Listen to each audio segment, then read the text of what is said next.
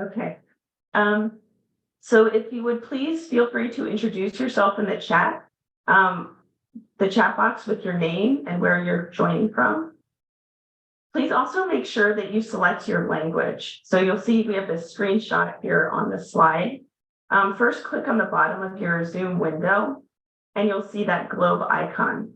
Select your language of choice, and then you can mute the original audio. Everyone does need to select a language to ensure that you're able to listen to the speakers. And again, we apologize if there are any that you cannot hear. In addition, you may also select whether or not to have your captions on during a session. You should see the captions automatically, but if not, you can select them by clicking on the icon with the 2 C's there at the bottom. If you wish to hide the captions later, you just select the same icon and select hide subtitles. These captions are generated automatically, so they will not be 100% perfect. And at this time, Zoom platform only makes these available in English. With that, I'm pleased to introduce our moderator for today's session, Ettore Inouye. Ettore is an analyst for gender and population environment and development at USAID. Over to you, Ettore. Thanks, Liz. So hi, everyone. Good morning, good afternoon, good evening, depending on where you're tuning in from. As Liz mentioned, my name is Ettore Inouye, and I'll be moderating today's session. So we have an exciting lineup of great panelists from Kenya and Uganda who will be sharing with us their unique experiences with population health and environment activities, and more specifically on how the HoPE-LVB activities have continued and been adapted from their perspective. So today with us, we have Pamela Onduso, Country Director at Pathfinder International.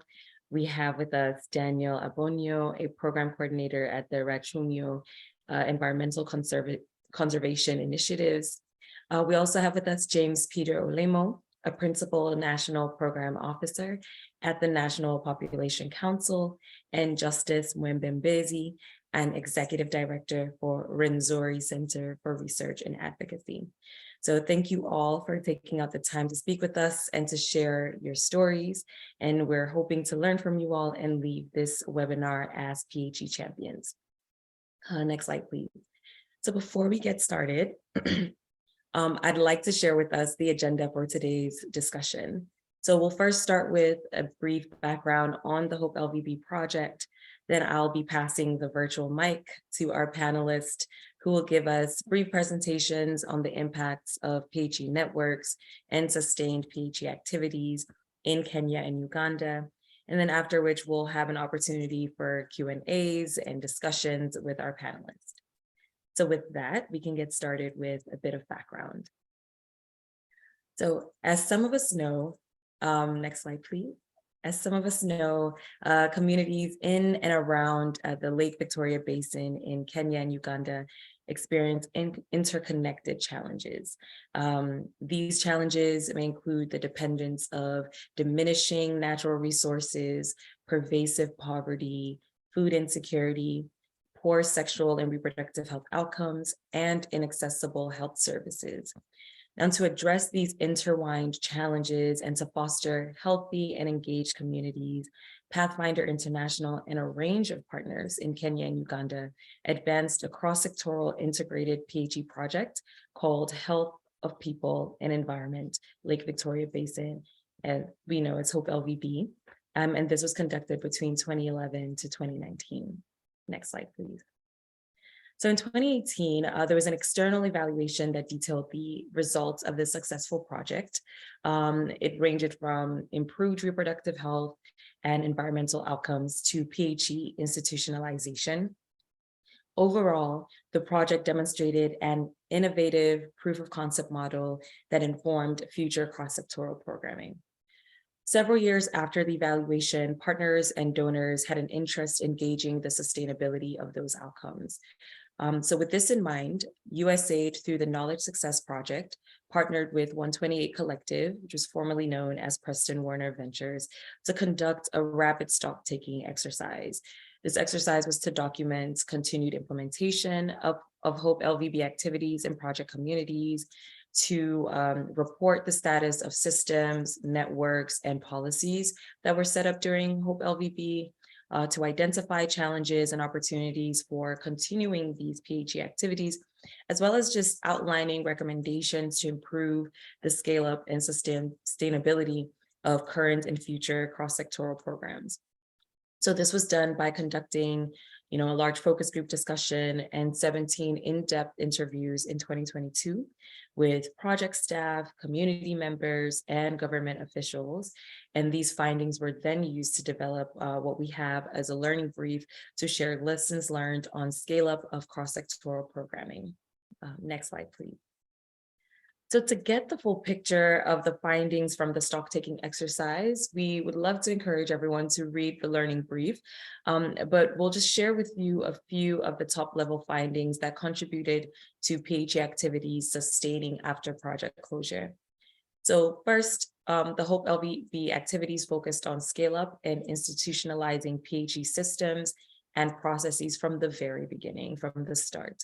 The project also involved decision makers in Kenya and Uganda and improved their overall knowledge of PHE programming and its value.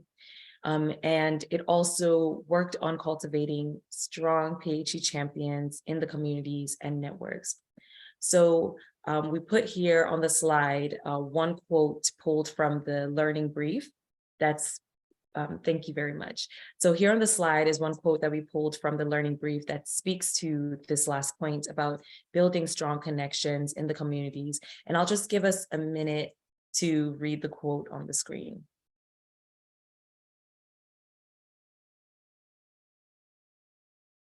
Okay, next slide, please. Thank you. So it's important that when we design and implement projects that we focus on sustainability from the very beginning. It's also important to conduct post-project evaluation activities like this one. Now, while donors often work in 5-year project cycles, conducting post-project evaluations or rapid stock-taking activities like this one can help us fully recognize the project's impact, identify challenges, and share important insights and lessons learned to inform future cross-sectoral programming. So next slide, please. So speaking of sharing important insights and lessons learned, I would like to share and welcome our first panelist, Pamela Odunso. Ms. Odunso is a long-serving Pathfinder International staff. She's currently the country director in Kenya. Pamela co-designed and provided technical support to the HoPE-LVB project. She serves as co-chair of Kenya's PHE network, which made significant institutional gains from activities being implemented during the project and thereafter. So Ms. Odunso will be sharing the continued impact of the Kenya PHE network with us today. So over to you. Thank you. Thank you very much. Fellow population health and environment stakeholders, good morning, good afternoon, and good evening wherever you are today.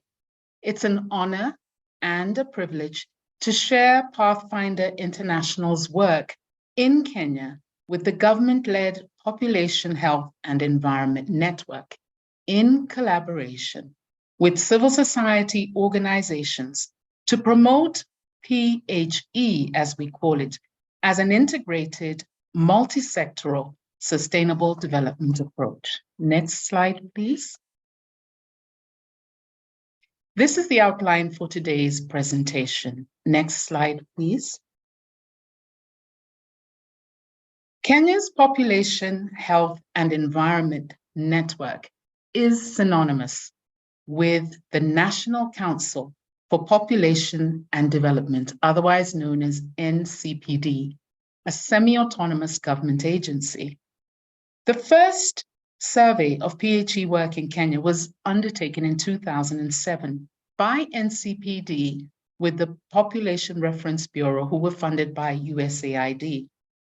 They identified several challenges. These included environmental pollution, deforestation, soil erosion, water scarcity, and decline in wildlife populations. The rationale for Kenya's rapid population growth has created poor access to services and unsustainable use of natural resources. People's activities are linked to their health and the state of the environment. Multi-sector integrated approaches to development are therefore more efficient and effective. And so implementation of PHE helps to match the population growth rate with available natural resources for sustainable development. And on this slide, you can see Kenya's Vision 2030, sessional paper number 3 of 2012, and other policy frameworks that guide Kenya's PHE program. Next slide, please. The policy context for Kenya's PHE program continues with this particular slide.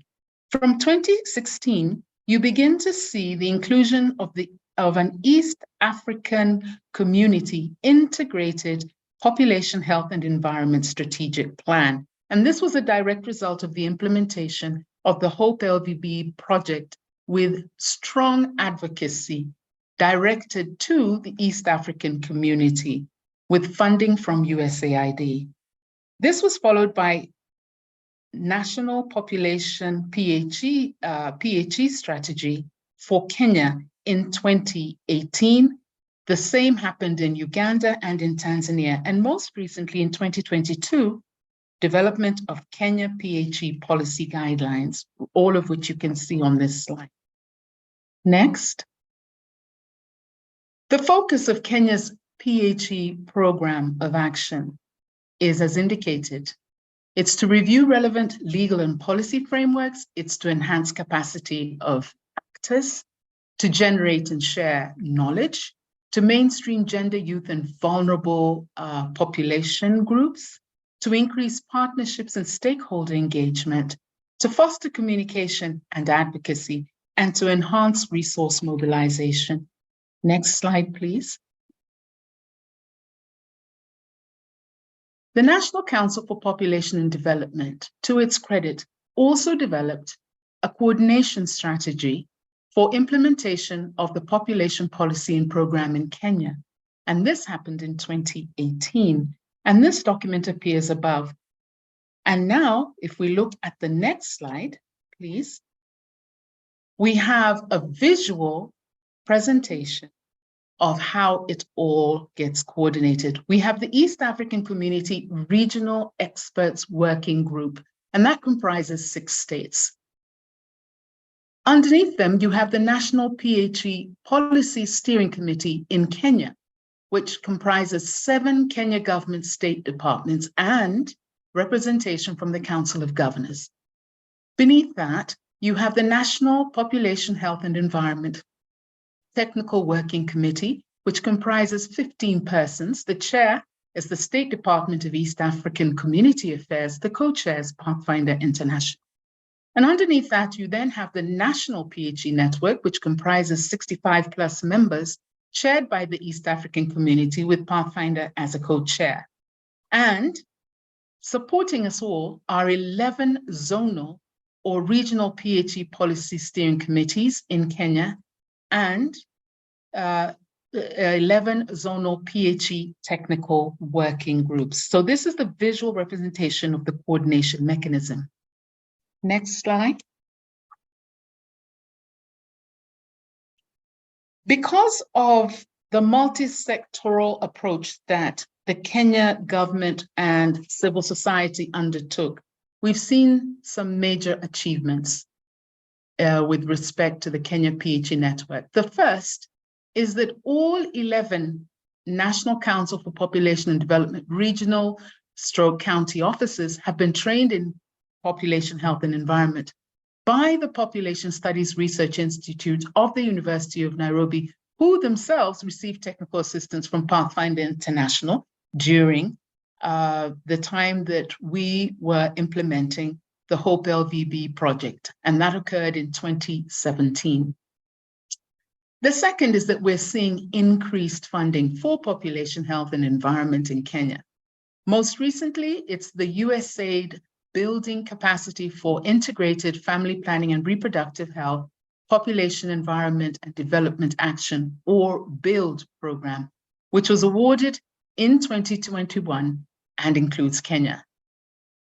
More recently, FCDO awarded a PHE grant to Conservation International Consortium, which Pathfinder is a part of, and that is being implemented in Homa Bay. And the Danish Family Planning Association is currently funding the Center for the Study of Adolescence, also to undertake PHE activities along Kenya's coast. In terms of national PHE frameworks developed, these are indicated below. We've talked about the Kenya PHE Strategic Plan. We've talked about Kenya's PHE policy guidelines. We're awaiting final assent by Kenya's National Assembly of the Population Policy for National Development, also known as Sessional Paper Number 1 of 2023, and that is likely to come out anytime soon, so watch that space. The fourth is that we have developed communication materials on population health and environment, and there are 2 documentaries. The links are on the slide, and time permitting, perhaps we can watch them later. And finally, coming soon are a series of regional climate events that are being hosted by the government of Kenya, most notably the Africa Climate Action Initiative that will be hosted between September 4th to 6th in Nairobi with the Kenya government as the host. Next slide. We have several recommendations for everyone. The first is beginning with the end in mind for Scale Up, and that involves capacity building government and community partners, and also developing and nurturing multi-sectoral PHE networks. The second is promoting the concept of the model households in communities for ownership, sustainability, and learning. And I know my colleague Daniel will talk more about that when he talks about what's actually happening on the ground. The third is embedding PHE concepts in existing local institutions, both for sustainability, but also to enable research. The fourth, advocacy. You must constantly advocate for PHE, both for policy development, but also for continued funding or resource mobilization. The fifth for us was nurturing PHE champions and draw them from public, the private, and communities, and always include youth because they are our present and future, both for public interest, for program visibility, for ownership, for sustainability, and support.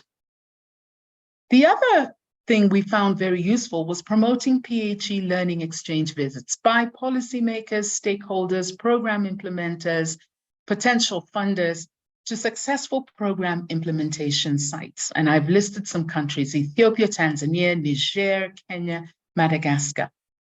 And the final one is to keep documenting your PHE successes. And we thank USAID immensely for the transformational support that they provided to us between 2011 and 2019, working with PRB in particular, because we were able to document successes, including the value add. And we did it through documentaries, through videos, development of PHE toolkits, and so forth. And beneath number 7, we have put the links to the HoPE project documents for those who are interested, and also to the HoPE-LVB toolkit for anyone who's interested in replicating the work that we undertook. Next slide. Thank you most sincerely. Wish you all a wonderful rest of this session. Thank you. Thank you so much, Pamela, for this great presentation. You know, it's great to see such impactful work that's being done to integrate PHE in Kenya and the increased funding for PHE across the country as well. I think one of the recommendations that you just mentioned that stuck out to me was the need to nurture PHE champions from public, private sectors and communities. And, you know, your point to ensuring that youth are involved because they are truly effective change agents and valuable contributors when it comes to PHE integration. So thank you so much for that. You know, next we have James Peter Olemo. James is a principal national program officer with the National Population Council in Uganda, where he has been for more than 12 years. Within this role, he coordinates the country level responses for PHE programming, including the HoPE-LVB project. And he will be sharing with us today from the lens of the Uganda PHE network and the importance of government ownership. So over to you, James. Thank you very much, moderator. I hope you can now hear me clearly. Yes, we can hear you. Thank you very much. That's the presentation for Uganda. Can we proceed? I've already been introduced. We could move to the next slide. So that is going to be the layout of my presentation. Next. Just for those who might have not interacted with the literature of PHE, just to remind ourselves that population health and environment is one of the development initiatives and approaches that recognize the complex links between people, their health, and the natural resources upon which they depend. And PHE projects focus on providing voluntary family planning information and services and meeting needs for primary health care, biodiversity conservation, and natural resources management in a coordinated manner. Proceeding further, we are saying integrating these activities into one project can lead to greater or more magnified outcomes than implementing the intervention separately in the single sector projects. Next slide. The national PHE network of Uganda is currently comprised of 45 state and non-state actors engaged in population health and environment related activities, and they work in line with the regional terms of reference and the country roadmap. The national PHE network is coordinated by the Ministry of East African Community Affairs, which is responsible for matters concerning East Africa in the country. They represent us and they present our issues before the heads of state summit that sits in Arusha for the East Africa region. And the coordination mechanism, as earlier highlighted by my senior colleague sister from Kenya.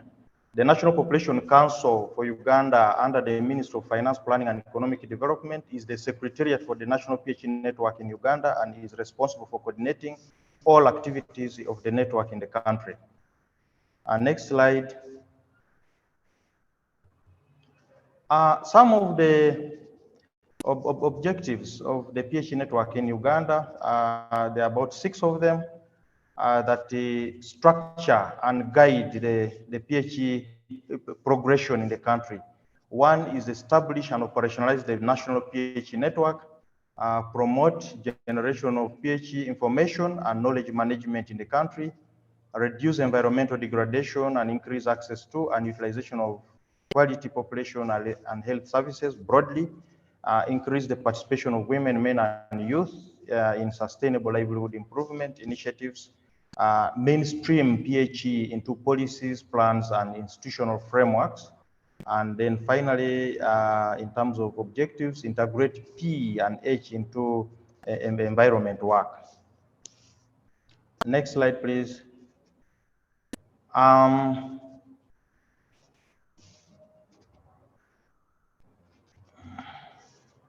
I want to dwell a bit on the achievements of the National PHE network beyond the HoPE-LVB program in Uganda. Ever since the closure of that program, this should be a demonstration that PHE has been sustained, it has been integrated in moving forward. One is the necessary changes in policy frameworks and plans. For example, we now have a climate change policy and we have local development plans that speak to the PHE programming. The national population policy clearly captures PHE as one of the strategies to push the population programming forward in Uganda. And we also have Uganda Family Planning Posted Implementation Plan. These are all aligned to the NDP3, which is the national level development framework. NPC for the National Population Council for Uganda supports the PHE coordination with the cross-sectoral representation of line ministries and civil society organizations under the National PHE network. And the PHE itself is integrated into the National Strategic Plan. The country is currently running NDP3. The PHE is integrated through the National Population Council Strategic Plan 2020-21 financial year to 2024-25, and that's the span of the current NDP3 for this country. They're expected to be 6 of them in total to give us the country's Vision 2040. So PHE is clearly captured. It has budgets and work plans under the National Strategic Plan for the NPC. But we have also been able, session moderator, to introduce PHE course units into the university curriculum of 2 universities in the country. The first one being the Premier University, Makerere University, but also the Mountains of the Moon University in Midwestern Uganda. Next, and of course that one now allows students to leave university with the clear appreciation and knowledge about PHE. Over 15 PHE projects are active in different districts of this country. And we also have got new funding streams since the end of the HoPE-LVB program, a project in the country. And those abbreviations are for the various civil society organizations. In Uganda, it's arranged in such a way that the government provides policy and strategic guidance, monitoring and evaluation, and then the civil society does the actual execution and or implementation of PHE activities in various regions and districts. As a secretariat, the National Population Council has oriented 20 local governments. In Uganda, local governments are autonomous planning entities, and through the TPCs are technical planning committees of the districts. These have been oriented on the PHE approach, and the NPC has so far oriented 425 district officials, 134 being females and 291 being male, from different districts and departments on the PHE concept, but also the demographic dividend, which is one of the strategies we are pursuing under the NDP3 to achieve the Vision 2040. And of course, this highlights the benefits associated with its implementation. Moderator, we can move to the next slide. NPC took on some of the districts to do the cascade for the PHE program. And as such, we have 387 population health and environment model home champions in 9 districts and 1 city, as highlighted there. Those are names of our local districts here, and 1 city called Lira in the north of the country. We have developed the National PHE Strategic Plan. As I earlier alluded, it is aligned to the NDP3 through the National Population Council Strategic Plan. But we pulled it out so that it could be able to guide and direct the efforts of PHE actors in the country. So this has a goal of contributing to national development through the integration of population health and environment issues into policies, plans, and implementation of programs. We could move.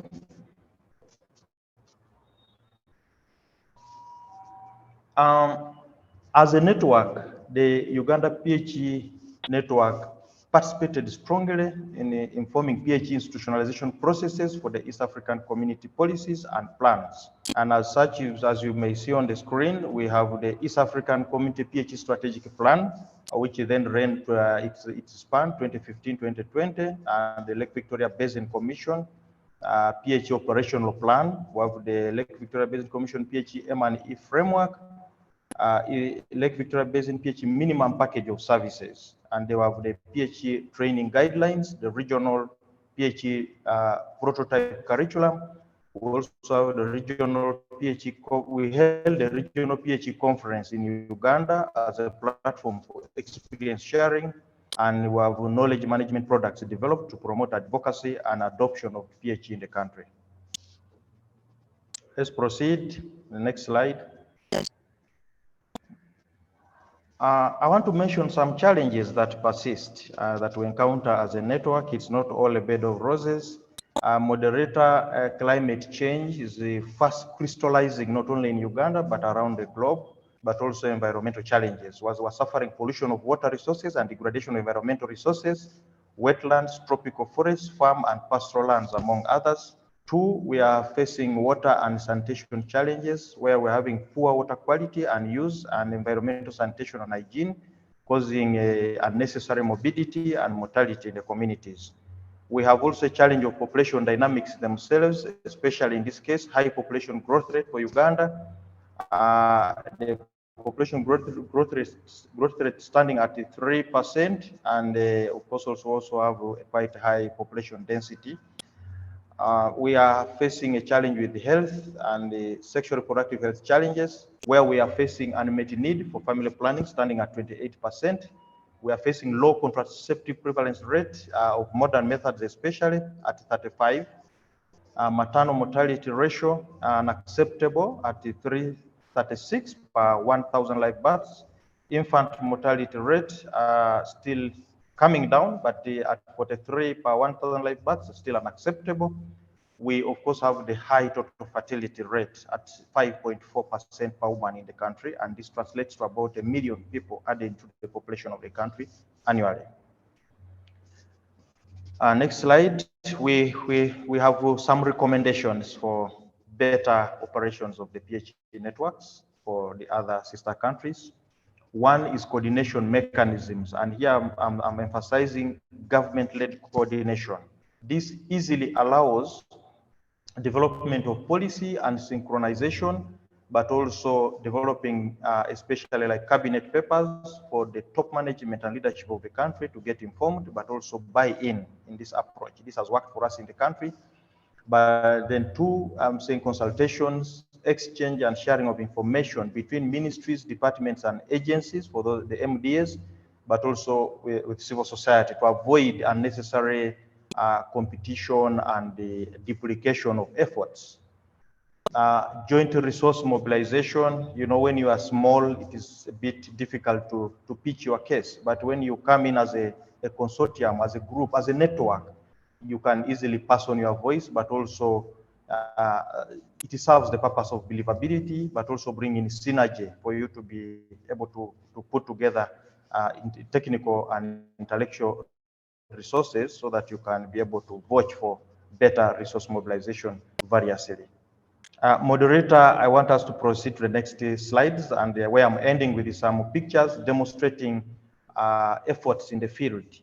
And as you can see there, this is one of the model homes being developed, and these are their products. They have a kitchen garden. As you can see, from the picture alone, you can see that the number of the population is quite big for a single household in this modern era. I'll proceed. This is effort by one of our network members. So this is also, you can see a young person, a young lady who is living a future without excuses, pursuing a future and endeavoring to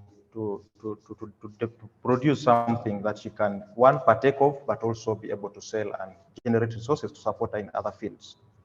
Next. Chair, these are some of the champions after the training at the district level. This constitutes the technical planning committee members for the districts that I mentioned earlier, but also some household champions that were brought together such that they could all have a harmonized understanding of the PhD approach. Next. The lady you can see in yellow is the Right Honorable Prime Minister of Uganda. And here it was World Population Day last year, which was normally commemorated on July 11th globally. So she was appreciating some of our knowledge information products, and she pledged to be one of our champions and opened her office to us at any one time. I think that brings us to the end of this presentation. Thank you very much.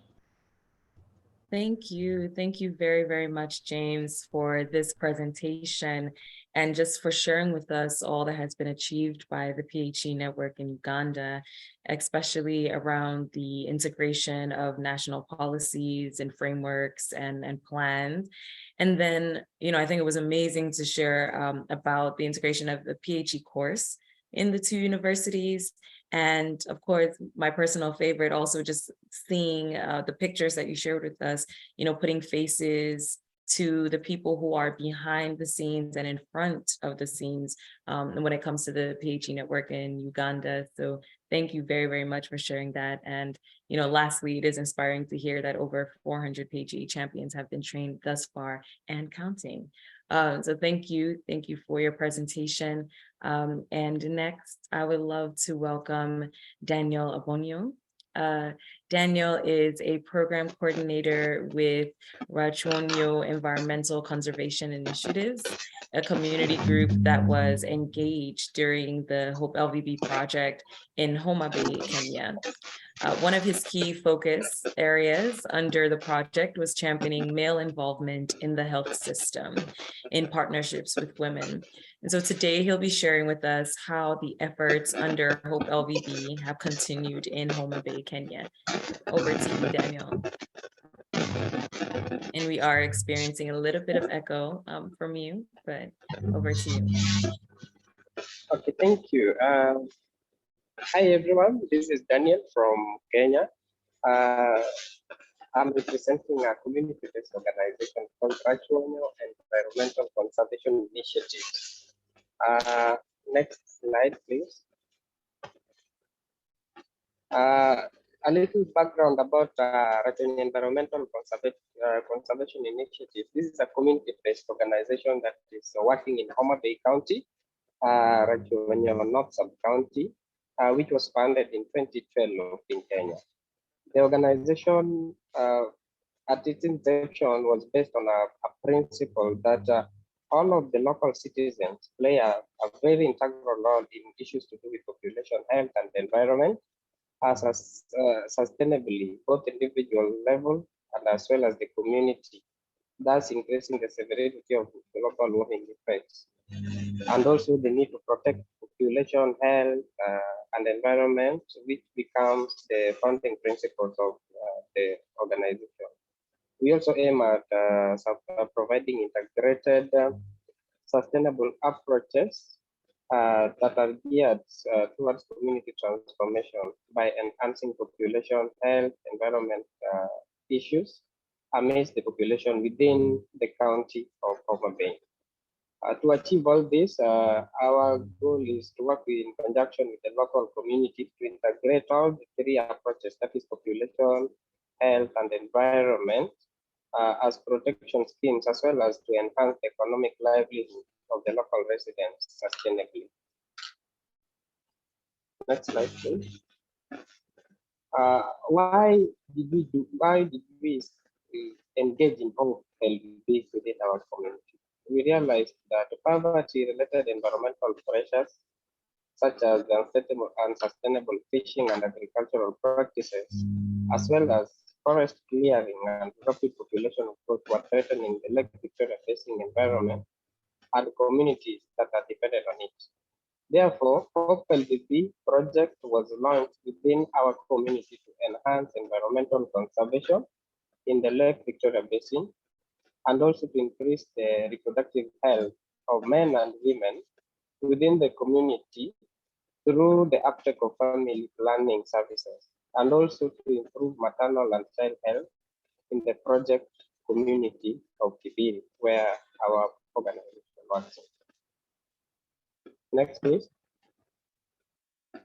The overall goal of HoPE-LVB within our community was to install the use of the integrated CHE approach within the Lake Victoria Basin as a model of sustainable development, and well as the vulnerable population within the community where the community of practice.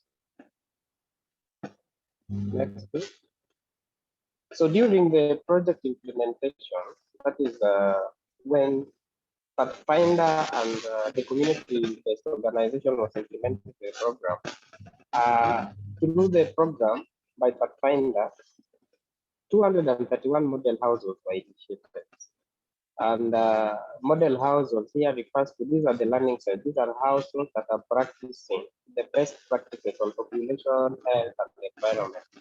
Also during that time, one male champion group was initiated, which had 30 males, and their role majorly was to advocate for males' involvement in the NCVC. And again, 2,500 trees were planted by these model houses.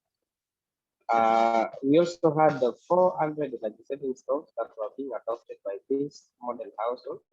And through adoption of this energy-saving stores, we realized there were reducing indoor pollution, number of savings, the households were able to save, and children could also find enough time to go to school and also to study. Okay.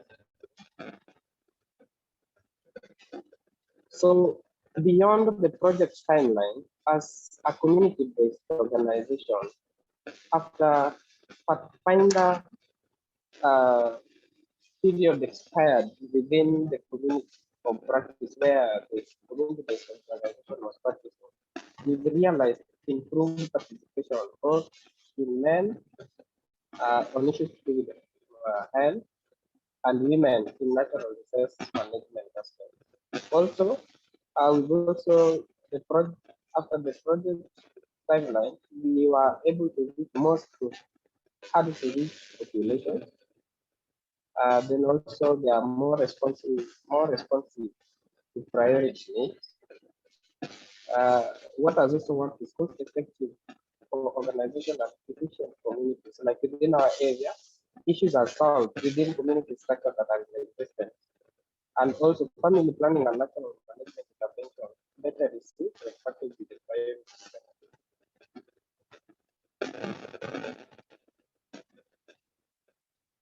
So some of their success stories we've had. One is proof of the PhD concept has led to sectoral results. This means with population health and the environment integrated as one unit, there is a centralized, there are synergies that we realized. Like the picture you see there, that is a woman carrying an energy saving stove that is to be installed in a house, but they are having a discussion with the husband. Number two, as a success, we also realized that there is a scale up from the time the project ended. We had 231 model houses. To date, from 231, we are at 1,200 model households that are practicing issues on PHE.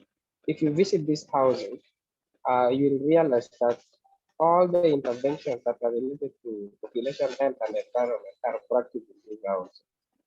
Also, we've also realized that there is also champion cultivation. Like males today are much more involved in issues to do with ANC visits. If their ladies are pregnant, they will accompany them to the hospital, which was never the case before the project began. There is also a success of development of multi-sectoral PhD networks at different scales within the community of practice. Here you realize that a number of organizations that are not doing projects that are related to PhD, they are adopting the component of PhD and it aligns within their objectives. So this multi-sector or the organizations that are doing programs, they are bringing the PhD concept as a mainstreaming agenda within what they do within the community. Next, please. Also on issues of family planning, we've also realized that there are lots of more male engagement. Like I mentioned earlier, within the community where we are in, males were never, they never compromised. Their role were majorly to eliminate females and never accompany them. But now, after the practice, the PhD, they become responsible from the beginning, from inception to birth. They are part of the journey throughout. They are also able to accompany their wives during this visit and also during the test. Things that we live along the lake, which is so much prevalent in HIV. Today, we realize that males will be so much involved from inception to the test, which was never the case before. Next, please. So achievements at the households. So our 1,200 model houses that are practicing the PhD as a composite, what we have realized again is increased earnings from life activities. For example, this activity, these houses are adopting energy saving stocks. Energy saving stocks in the long run, because it is energy efficient, it helps them to save money, which in turn make these houses to save money for other purposes apart from using the same funds to buy fire. Then there is also increased innocence within the community, and also there is also kitchen gardening. Like every house. Daniel, can I interrupt you for one moment? Can you try resituating your mic? It's gotten, there's a lot of feedback right now. Okay, do you get me now? That's better. Yes, thank you. Okay, sorry for that interruption. So I was saying some of the achievements we've realized on PhD at the house or at the household levels. These are the households that are currently practicing the population health and environment as a component. This is an integrated component. So one of the key achievements we've realized is increased earnings from livelihood activities. Most of these houses are today engaged in stoves making as a business, and as well they are having this energy saving stove, which is also helping them to save a little penny they can use in doing other chores or engaging in other activities at their household. Also, there is also adoption of kitchen gardens for both vegetable and fruits, resulting to improve the livelihoods within the community. Another achievement we've also realized at the household of practice is increased desire to plant more trees, specifically agroforestry trees, which have led to improved crop yields at the model households. Then there is also improved wash practices within the community. Everyone today is aware, and the hygiene issues are cared for. So at the community of practice, every household improves their behaviors toward wash practices. That is hand wash and all that. Then there is also healthy timing and spacing of pregnancy among community members. These are the model households. Then we've also realized improvement in health status. As opposed to before, people were never going to the hospital to know their HIV status. Today, there is improvement in health status, especially for children under 5, due to sustained immunization program that are being followed up by a group of volunteers in the facilities. Then there is also adoption of sustainable farming practices that has empowered the community. Most of these model houses are now integrating. They're introducing solar powered pumps that they can use to irrigate their small farms to have maximum yields within their compound at the household. Next, please.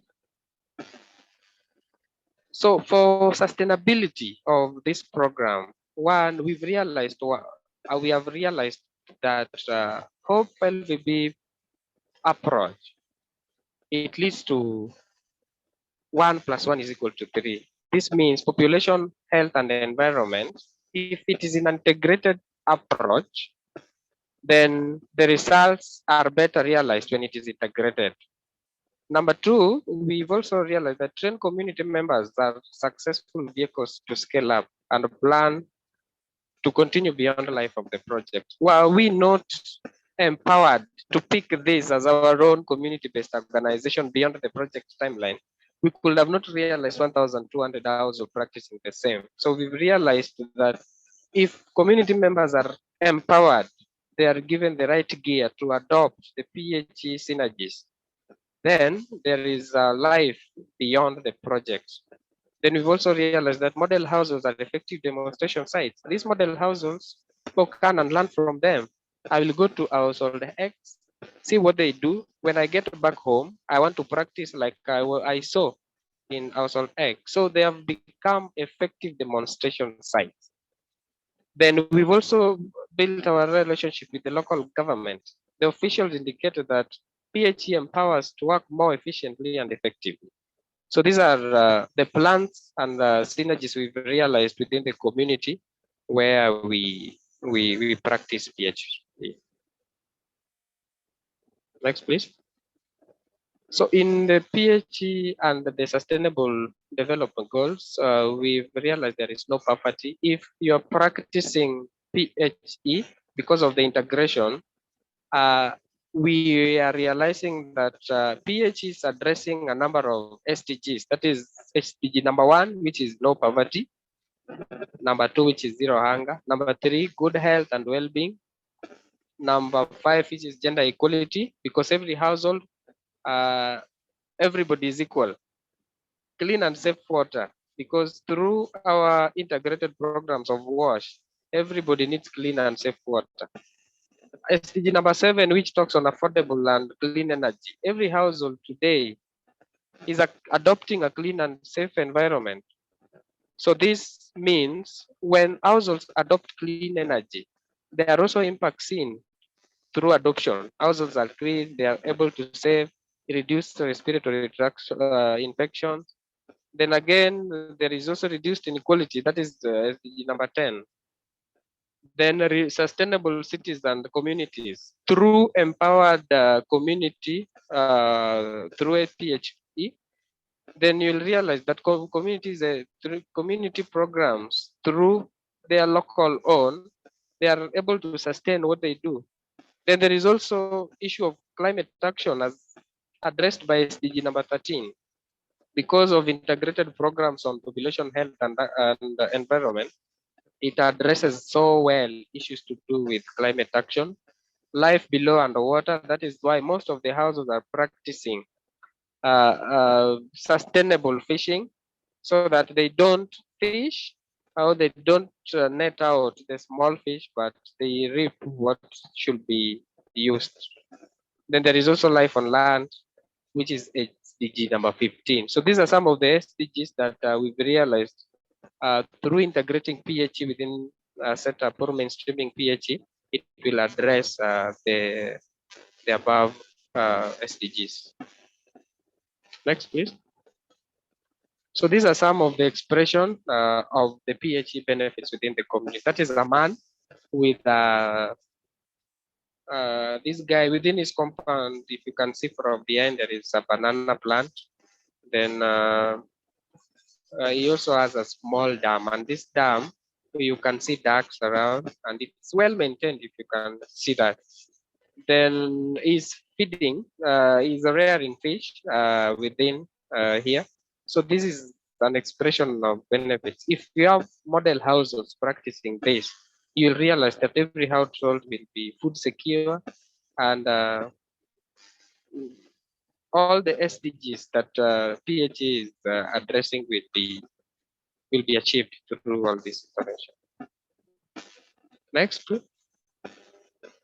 So these are also some expression of benefits. If you can see the first picture of the guy in a yellow t-shirt, that is a man. He's using a solar pump to fetch water from the lake. So because we are addressing issues of hygiene, you realize that using solar powered pump to get water from the lake is a better option of maintaining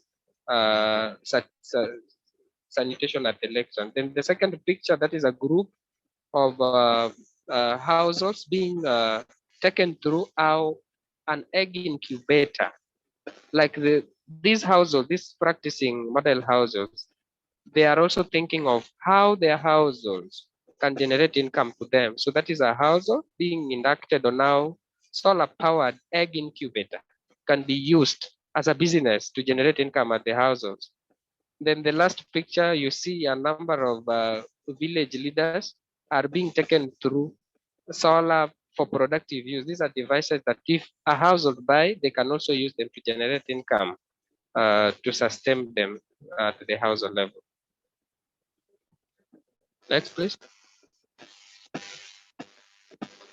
So we also have another picture, a demonstration of how a family, a model family, is using a water, a solar pump kit to irrigate the vegetables within the compound.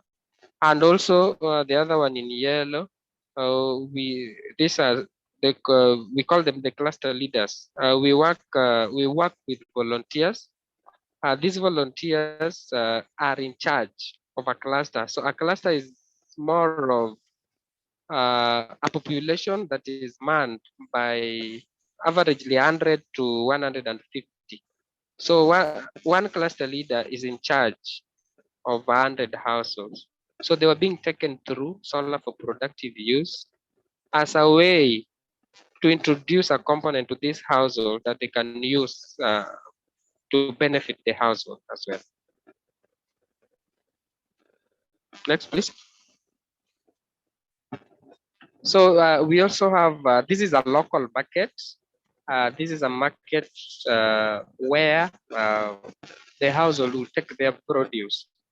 So if you can see at the market, there are a lot of banana plants there, banana harvests, and women are busy to sell and also to get an outcome of their farm produce from the market.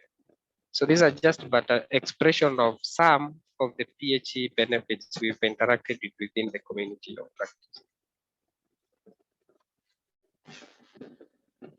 Next. Okay, that marks the end of my presentation. Thank you.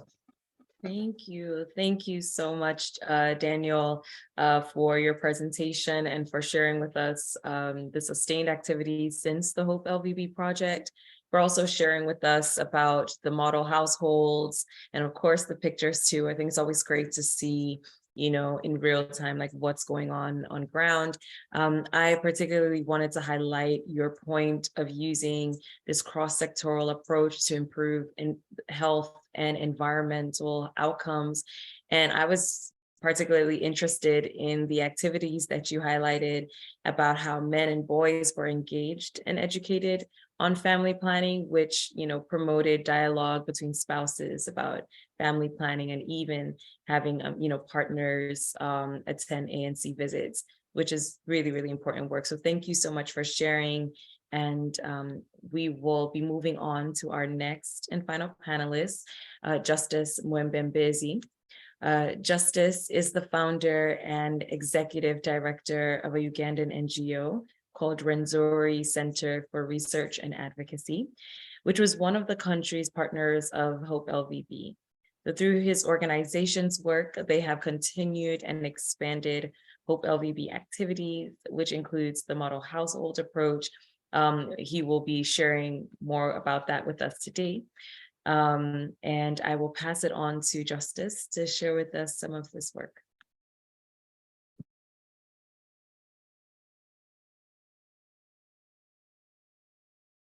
Yeah, sure. Thank you very much. It's a great opportunity to present the PHE benefits to the Rwenzori region. First, start with the first slide. So the current problems in Kasese, and before that time, we saw that nearly 80% of Kasese district residents in Western Uganda pursue subsistence farming on the slopes of Mount Rwenzori. And as a result, the soil erosion contributes to the declining agricultural yields, food insecurity, and high rates of stunting and wasting in children.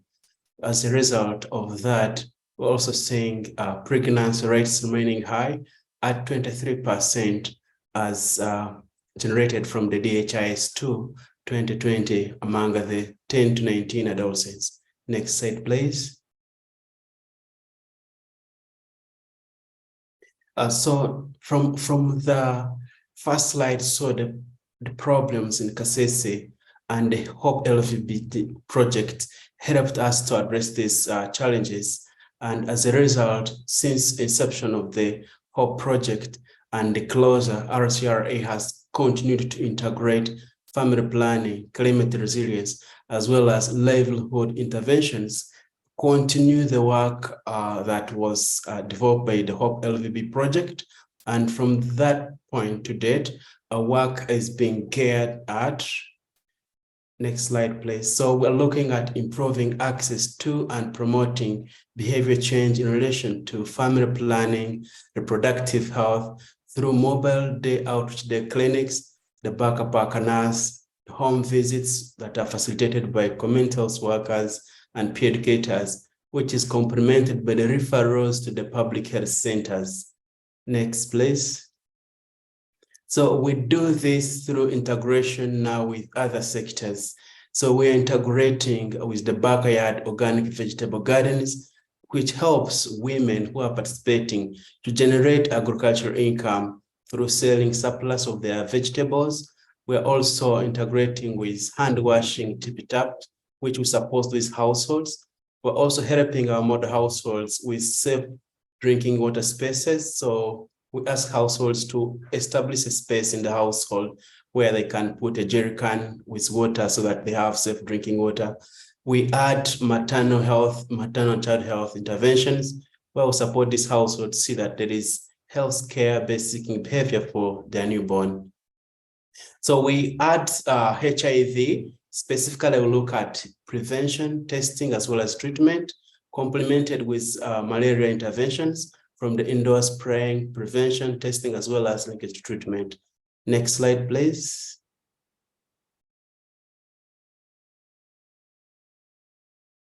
Next slide.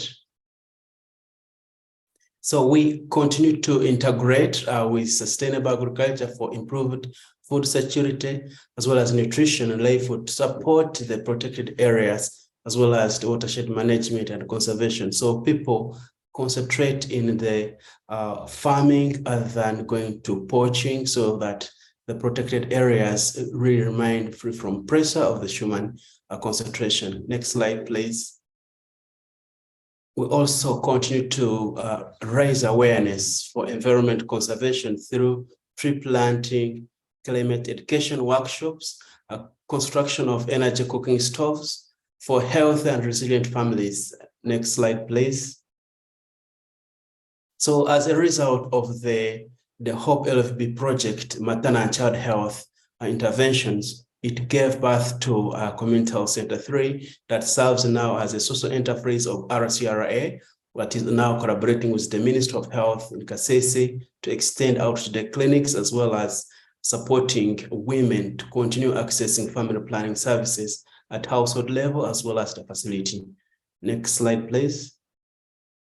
So as you can see the photos there, this is an example of an outreach day clinic where we go in hard-to-reach communities to do immunization, to do deworming of children, as well as providing family planning services, cervical screening. So even in our outreach day clinic, we do integration of family planning with other primary healthcare services. Next slide, please. So from this slide, we can see that we are engaging the adults in sexual reproductive health gatherings for younger mothers. So the younger mothers are participating in gardening activities, but from the gardening activities, they are able to generate income. They access cash through the sale of surplus vegetables. So support them to access seeds, support them to start nursery beds, and also help them in transplanting to the gardens that they establish, which serve as kitchen gardens, but also give them other inputs such as the watering cans, the water harvest tanks, so that they are resilient, that even when it has not rained, they have enough water to water their plants, which brings in the component of climate change, so that our younger mothers are resilient, that even if the environment changes or if there is drought, their gardens won't be affected. So we build resilient families through access to a number of interventions. That's the benefit of PHE. Next slide, please. So from this slide, we see that PHE has really been great to moving forward our work as a charity in Kasese. We see that as a charity, we see it is cost effective to us as an organization, but also time efficient for the communities we serve. Seeing a household receiving visitors for different interventions, hand washing, as well as this maternal child, this coming environment. But now receiving all at once, receiving one visit of a community health worker to offer education and health services, but also integrated with environment conservation, biodiversity, including sustainable agriculture. So we see as a result of this, there's improved participation of men in health, as well as women in natural resource management.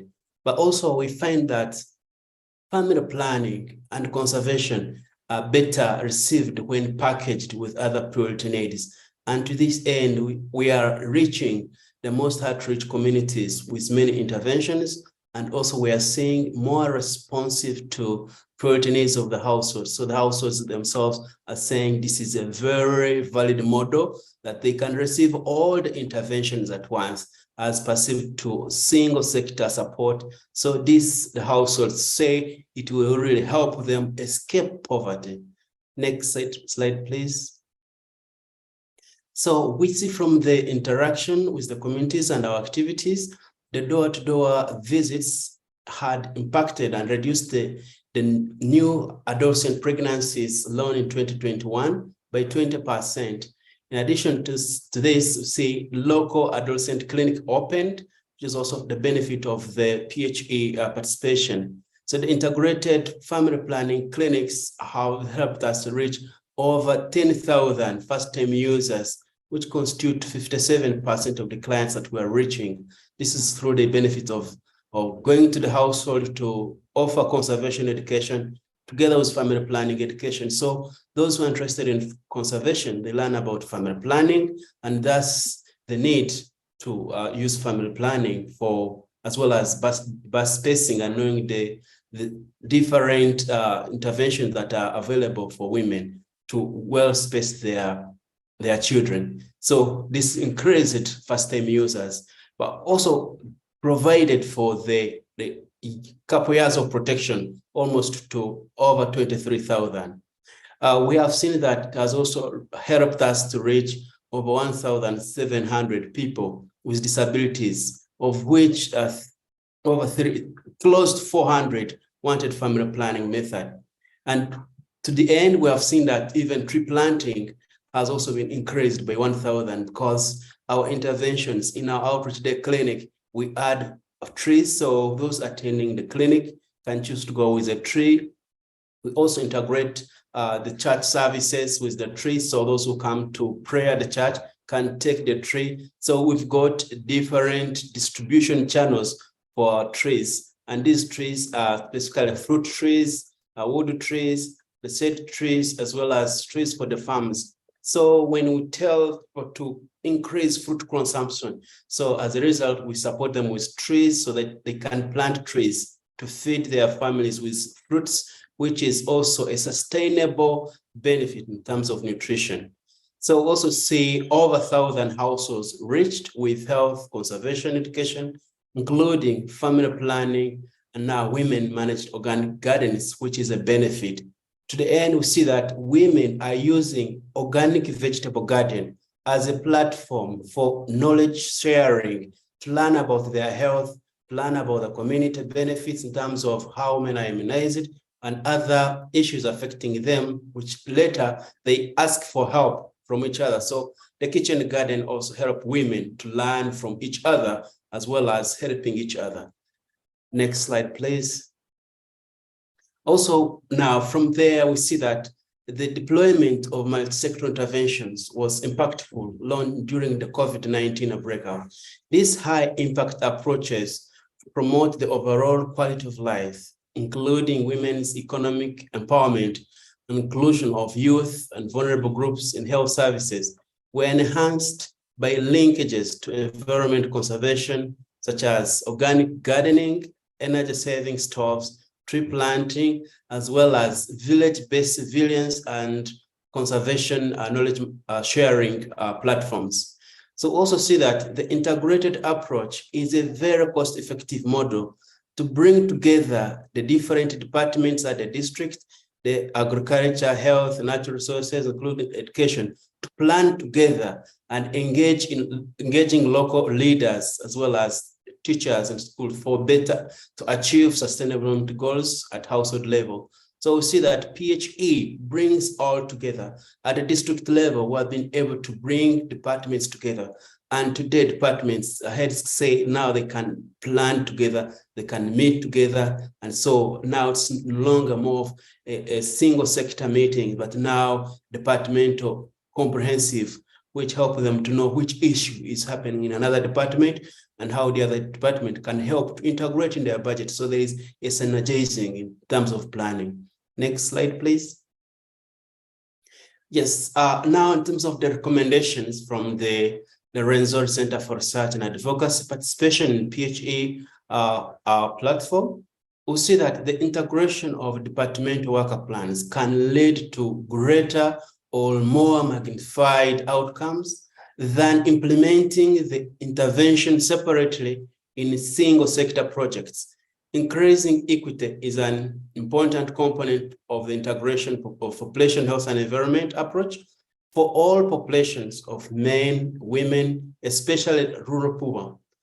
And now also see that in order to achieve the comprehensive development frameworks and sustainable development goals, deploy an integrated approach for enabling communities to access health services, participate in sustainable livelihood, conserve critical ecosystems, and manage natural resources at the same time. Thank you so much for listening.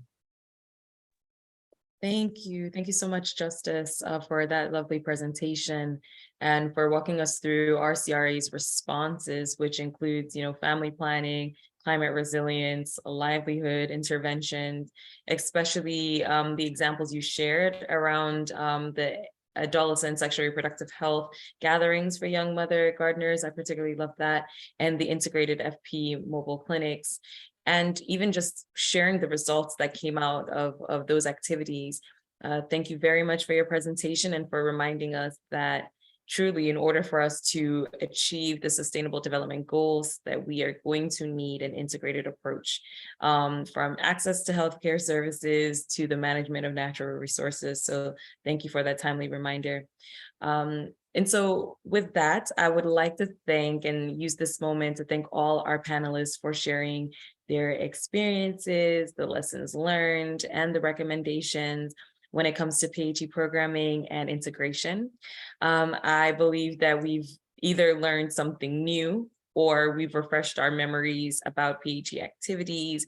And lastly, with some of the things that our panelists have shared, I'm sure some of us are going to leave here thinking of ways that we can merge our passion for and knowledge of PHE to continue our efforts to integrate, PHE across programs wherever we find ourselves in the globe. So I just want to take this moment to thank all our panelists for sharing their stories and experiences with us. So I would then like to start our Q&A session. And so for the sessions the questions that were related to sending links and the availability of documents, we will work with the panelists to capture those while we are sharing, our follow-up email with the slides and recording. And what I can see in the chat is the first question I would like to propose is to Daniel. And this was from Emily. Could you share with us where you are using digital technologies in rural communities for PHE and how has that been working?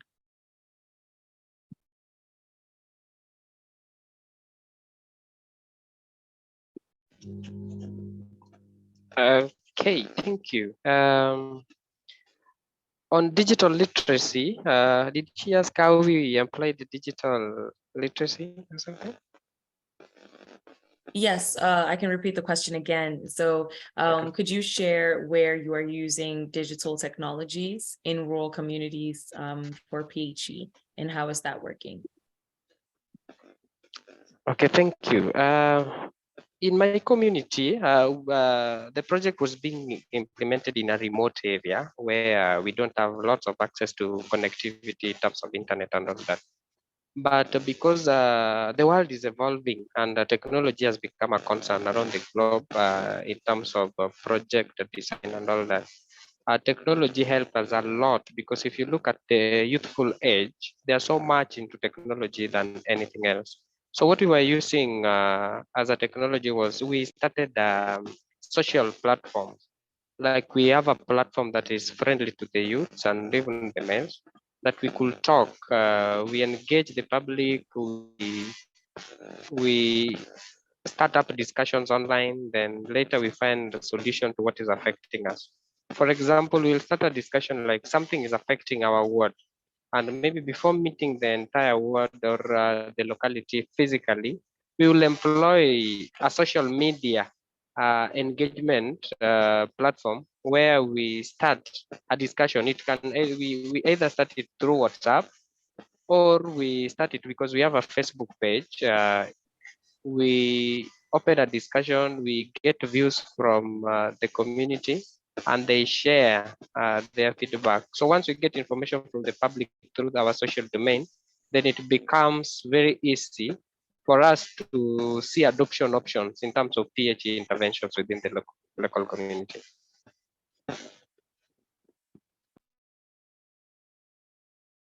Thank you. Thank you so much for responding to that question. There was another question for James Peter.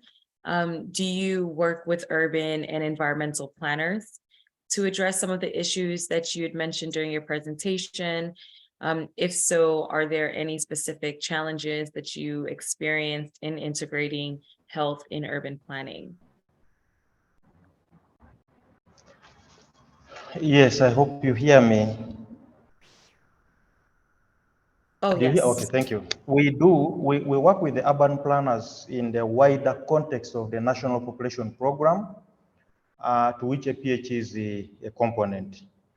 But the challenge that we have as a country now is that there's greater emphasis on economic planners, because the two are different, economic planners and then the urban planners. So for now, there's greater emphasis on economic planning, because the country is really desperate to move away from agrarian presentation to something a little better, middle income status as per the global standards. So a lot of effort has been put on economic planners, but there is increasing appreciation now for urban planning. And the challenge they are in now is that while you need urban planning, the human resource is extremely limited in terms of skill, but also facilitation for them to be able to do their job as urban planners. So that then becomes a very serious challenge for the country. But there's now appreciation taking shape. There's appreciation at top leadership for a need for organized planning, for organized urban settlements, but also urbanization is being now earmarked as one of the approaches to manage the densities that are taking shape in urban growth centers. So that will be work in progress in the near future moving forward. But for now, we have critical skills shortage for urban planners, and the resources, because that requires training, critical skills development, to have the urban planners that can give this country a futuristic outlook and as per the projection of its population growth rate. Thank you. Thank you. Thank you very much. Pamela, I see your hand raised, so I'd like for you to share your thoughts as well. Yes, I'd like to thank you for that excellent question. One of the issues that comes up during the Kenya PHE network meetings is the importance of urban population health and environment programs and projects. And there are in some of our towns and in the capital city of Nairobi, efforts to sort of put together urban population health and environment projects and programs that are still being studied, particularly in the informal settlements and slums, where you want to ensure that communities are food secure, but you don't have the space to do so. So planting of vegetables in gunny sacks and things like that are beginning to show up, keeping cattle, you know, in an enclosure within the space around the homestead are beginning to show up. But these haven't been rigorously studied.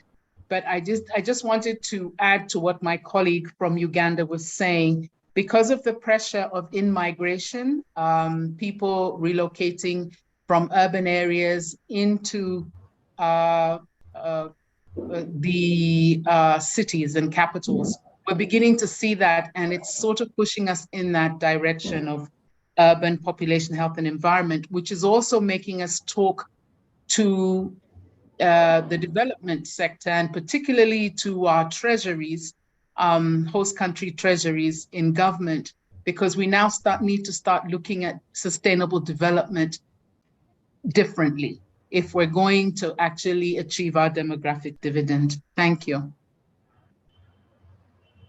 Thank you very much, Pamela, for that detailed response.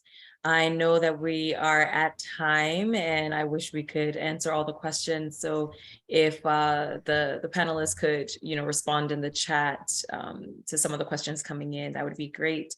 I would now take this opportunity to pass it over to Liz. Thanks, Etoro. And yes, I see all the questions coming in, and we wish we had all the time today to answer them, but we have noted every single one of them. And I'll be following up with our panelists to ensure that we get answers to all of those and sent out with the slides from today's webinar, as well as the recording. So just very quickly, I'll just put some links in the chat. Again, to the booklet that we talked about at the very beginning, the learning brief, also the People Planet Connection platform. I welcome you to go visit that. We have an email newsletter that you can sign up for as well. To stay tuned on other, you know, resources and events that will be, you know, coming out from all of the partners that are doing this great PHEV work. So with that, I just want to thank everyone for being here for all the great questions and engagement. And I hope everybody has a wonderful rest of your day. Thank you.